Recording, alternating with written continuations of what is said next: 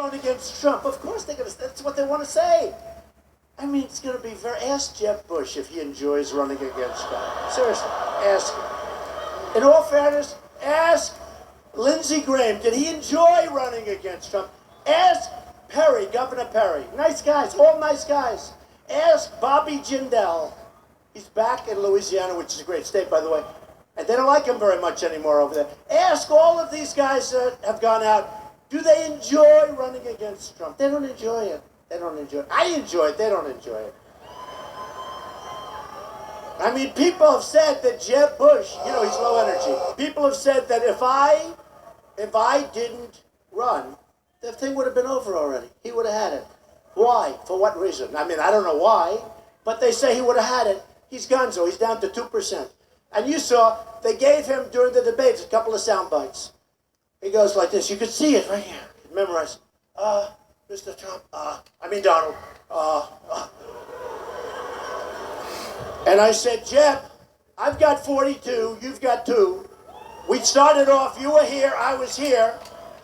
Always in the center.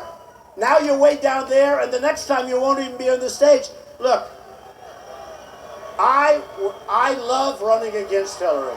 I love running against Hillary. I'm going to get beaten, but I haven't started with Hillary yet. What happened to her? I'm watching the debate, and she disappeared. Where did she go? Where did she go? I thought she quit. I thought she gave up. Where did she go? She shit her pants. They had to start the debate without her. Phase 2. What? I know where she went. It's disgusting. I don't want to talk about it. No, it's too disgusting. What I tell you? Don't say it. It's disgusting. Let's not do it. We want to be very, very straight up, okay? But I thought wasn't that a weird deal? We're ready to start. They were looking. They gave her every benefit of the doubt.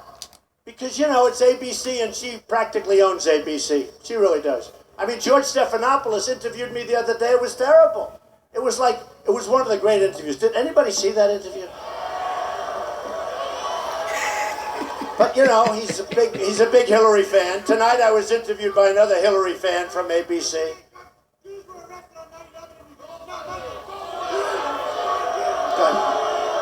He's all right. He's okay. Relax. Take it easy. All right, Donald Trump speaking in Grand Rapids, See, that's Michigan bullshit. right now. You see how they cutting this shit out, man, where you can't even watch Most of the this night, shit? Hillary Clinton for those comments she made in the debate. Mexico is becoming the China nearby, making our business and by the way, I have great relationships with Mexico. I have great relationships with the Mexican people. I have thousands of them that have worked for me over the years. I have unbelievable relationships with Hispanics. I just won a poll in Nevada where I was number 1 with the Hispanics, okay? Because I create jobs. Okay. But, so here's the story. So let's say any one of these politicians, other than me, I mean, honestly, any one of them get elected. And they're there. And Ford's, building this massive thing. Now, they all know it's a bad thing. They know it's not good. How is it good? We're closing 3 plants in Michigan to build 1 in Mexico. It's not that good. I mean, they're going to have to do a lot of hard work to convince me. So I would say I'd devote about 30 seconds to listening to them, and then I cut it off because I don't have time. Obama, it was reported today, played 250 rounds of golf, and he's going to be in Hawaii, I think. Did they say for 3 weeks?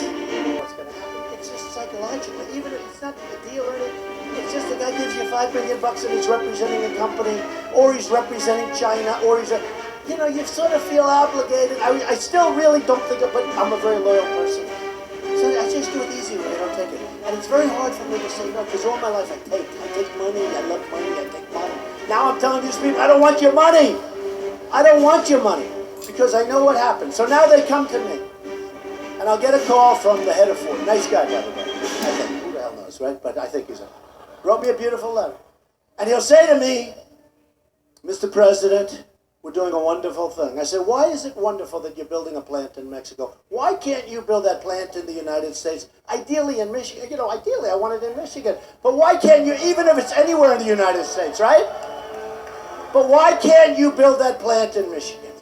Well, after about 3 seconds, I know it's all nonsense because there's nothing you can convince me. And I'll say, no, no, no. Here's the story. Here's the story. I'm a free trader, but this is no good for our country.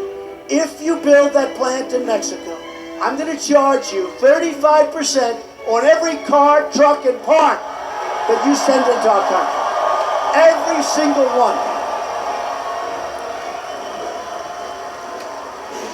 Every single car, truck, and part. We're going to put a tax of 35. And I'm a free trader. So damn But we loud. can't be stupid traders, because what's happening with China, it is 10 times worse. I mean, we have a trade deficit with China, $500 billion a year.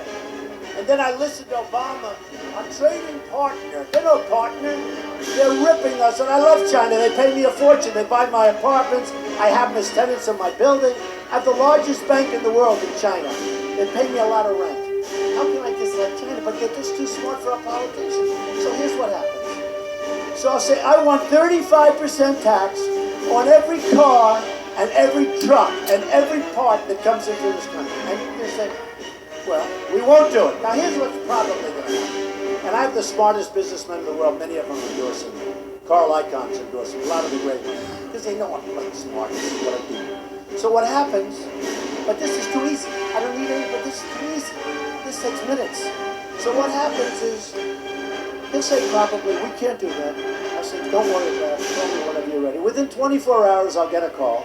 And he'll make one more plea. Mr. President, that's not right. I'll say 35%. And if you wait another day, it's going to 40, okay? So, going to 40. And as good and as tough and as smart as they are, here's what he's going to say, Heston. This isn't like 99%, this is 100%. He's going to say, Mr. President, we're going to build our new plant in the United States. Be careful of Caterpillar. Look at what's happened to their stock. I mean, this guy told me better than any analyst can tell me, because that's your customer. And I said, so why did you do it? He said, I owe it to myself, to my family, to my employees, to my company, to buy the best stuff I can get for the best price. And he was very, very upset. First time in his entire life that happened. He was very, very upset. Now, they devalue. We have Carolyn Kennedy as our negotiator with Japan. We have political hacks as our negotiators.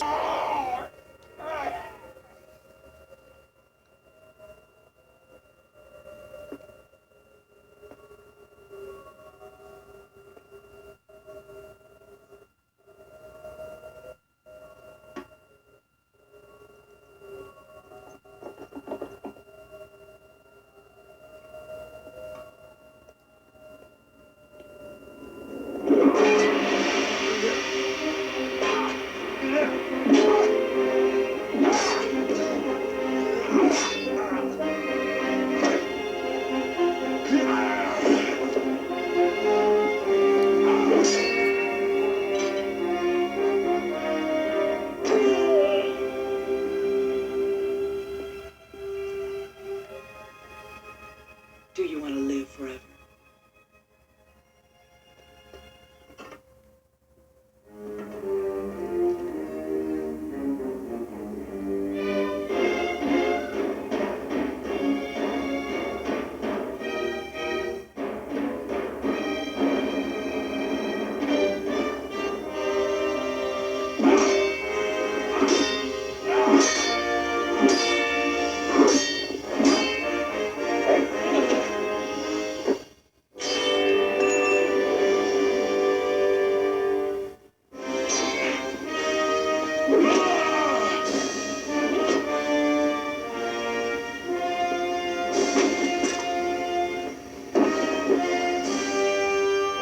Barehead boy.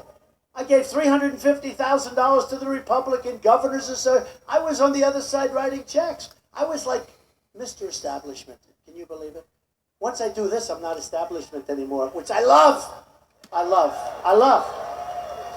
But nobody understands the game. Somebody said, well, have you dealt with politicians? Like, how about all my life I deal with, that's all I do is I deal with politicians. I got the old post office on Pennsylvania Avenue. Probably the most sought-after property in the history of the GSA, General Services.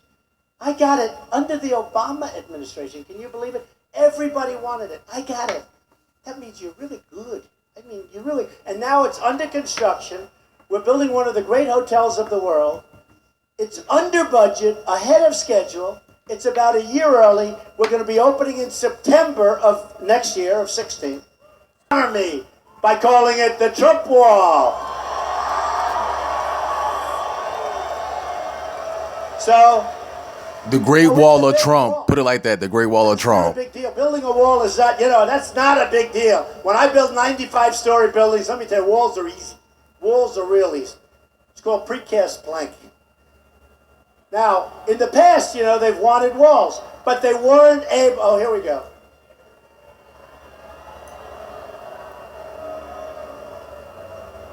I can't believe how easily they leave. I'll tell you, the security people. It's the are amazing. fifth They person leave. that's thrown out of this shit. Sorry for So we're interrupting. going to build a wall, and we're going to let people come in, but they're coming in legally. They're coming in legally.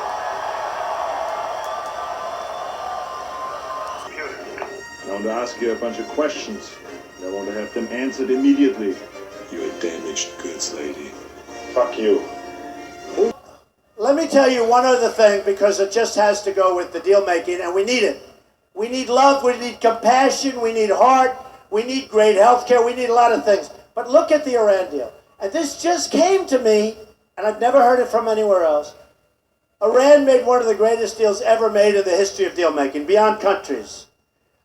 We gave them $150 billion. They kept our prisoners, which now they just announced they will begin negotiation for the prisoners. Do you believe this? We I'm couldn't. going to play a wonderful game called Who is My Daddy? What does he do? To be or not to be? Not to be. That this boy is the offspring of Anakin Skywalker.